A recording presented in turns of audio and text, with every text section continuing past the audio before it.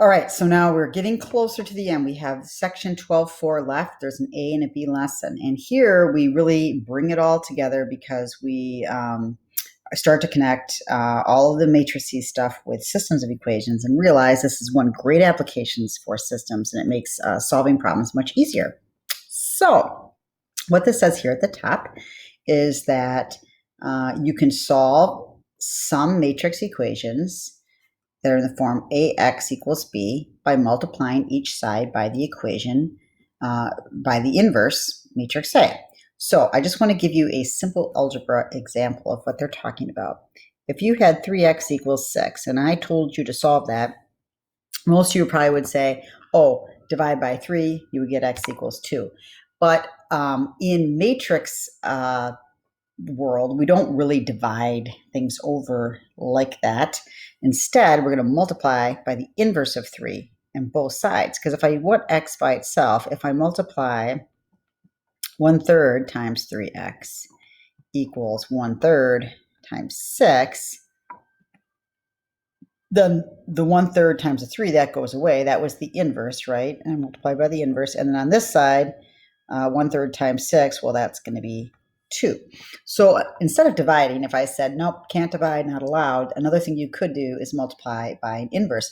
And that is what you see happening right here. You start with ax equals b. And then if you multiply both sides by the inverse, so they just basically all they wrote, how the second line is different is they just have the inverse there in front, just like I had up here. I had, the 3, the 1/3 and the 1/3 out there in front. And then you do that. Well, you know that the inverse times the original matrix actually equals the identity matrix, right? We were doing that in the last lesson. So if you multiply the matrix by its inverse, you just get the identity. And so in the identity, for a square matrix is something like this. And when you multiply by the identity, it's like multiplying by 1. It doesn't do anything. So then instead of writing that I at all, I can just drop it and I get this. So if you want to solve a matrix like this, what you really do is go directly to x equals the inverse of A times B. And so that's kind of what you want to remember. All the stuff in the middle was just kind of the bringing it all together. So let's go ahead and do this problem. It says here, solving a matrix equation using an inverse matrix.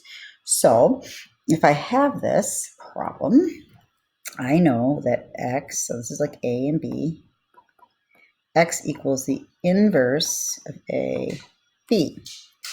And the inverse of A, I can just write, you could write 5, 3, 3, 2, inverse times B, 1, -3.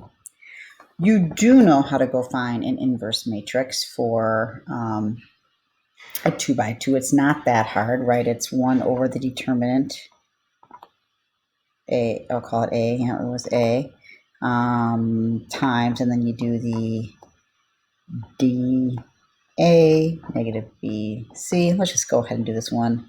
The determinant is 5 times 2 minus 3 times 3. That's going to be 1. It's kind of nice.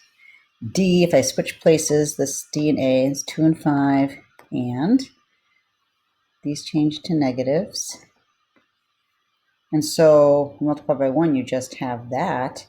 So this is the same thing as x equals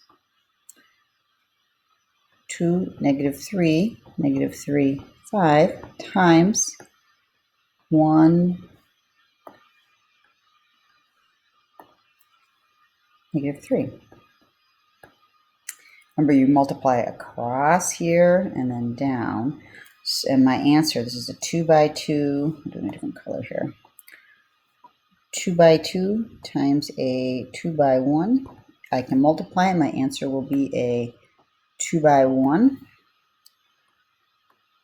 And so that's going to be 2 times 1 is 2 plus -3 times -3. So 9, 11. 2 plus 11. And for the bottom row, we're going to do negative 3 times 1 plus 5 times negative 3. So negative 3 plus negative 15 is negative 18. Just checking my answer. Yep, that is what x equals. So you could do that all manually, or you could have put this original matrix into your calculator here, just the original. You don't need to find the determinant or the inverse, just that. And this one, and say you called this A and you called that B, then all you would have had to do is say A, then raise it to the negative 1B. You would have typed that into your calculator after you had the matrices in there, and you would have gotten your answer. Let's I'll do this one with a calculator, but I'm going to pause so maybe you can try it first and make sure you've got it, and then we can see if we got the same answers, okay? All right, so in case you need a little refresher here, we are going to go to math, and we're not. We're going to go to matrix. Yeah, I always stumble around with the matrices. I don't know. I'm always pressing the wrong buttons. Okay, so we hit enter here. This is a 2 by 2.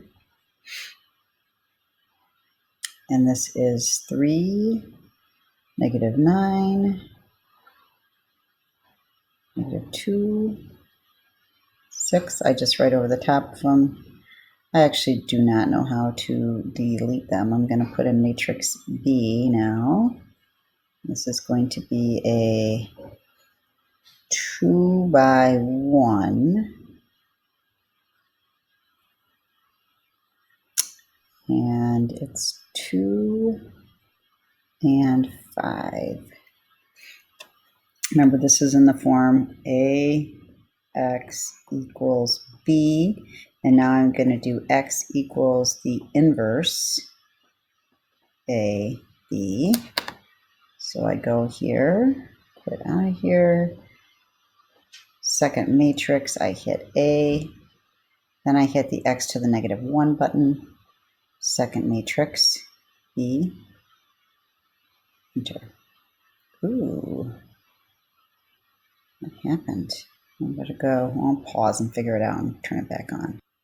Okay, that was kind of fun. I was looking and I was like, oh, that seems fine. But here's the thing that I wasn't thinking about. And then I looked down at my notes and was like, oh, I see. Here's the deal. If I go find the determinant, so if you get that error, check this determinant, because the determinant of A, right, is, remember, it's 3 times 6, so 18 minus and then 18. The determinant is 0, which means there's no inverse. There's no inverse. So therefore, if there's no inverse, you're not going to have an answer to this. This would be an example when we get into systems of something like a parallel lines or something like that. If you had two equations, we'll talk more about that in a bit. All right, so now we're going to start solving some of these or setting them up to solve. So if you have a system of equations like this, you're going to change this to look like a matrix equation. And basically what you do is you take all the coefficients, 2, 3, 5, negative 2, and you put them in this first little 2 by 2, which we call the coefficient matrix because it's all the coefficients of the system on the left side. By the way, you got to have things looking like in standard form like this in order to work this out. If you had a equation in slope-intercept form or something like that, you'd have to fix it. Then we write a variable matrix, xy, and that kind of goes down. That's a 2 by 1. And then we finally get our constant matrix here on this side. Usually call that B. So this is A, and then the variable matrix is X equals constant matrix B. So all this is asking here in problem number 2 is to just write a matrix equation. All right, so really, I mean, you should be able to do this on your own, but it's going to be a 2 by 2. This is your coefficient matrix. And you're going to write the coefficients in, 4, 7, negative 5, 3. Make sure, you know, the x, y's, these are like in the right spots when you do this. And you're going to have your variable matrix equals your constant matrix. That's all this is asking. It's not asking you to solve it, but we could because we were just doing that over on the other problem there. Now, if you have something ugly like this, before you start messing around, get everything in order. So try to get, looks like we have variables A, B, and C, so get them in order. This first one looks like it's in standard form. That looks great. This one looks fine. There's just no A, so I'll just say 0A.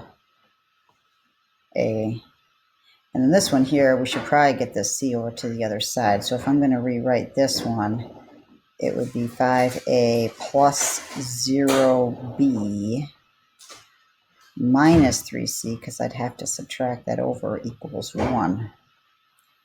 Okay, so your equations are, I'll just rewrite them all. 3 plus 5B minus 12C equals 6. 0A plus 7B plus 2C equals 8. And 5A plus 0B minus 3C equals 1.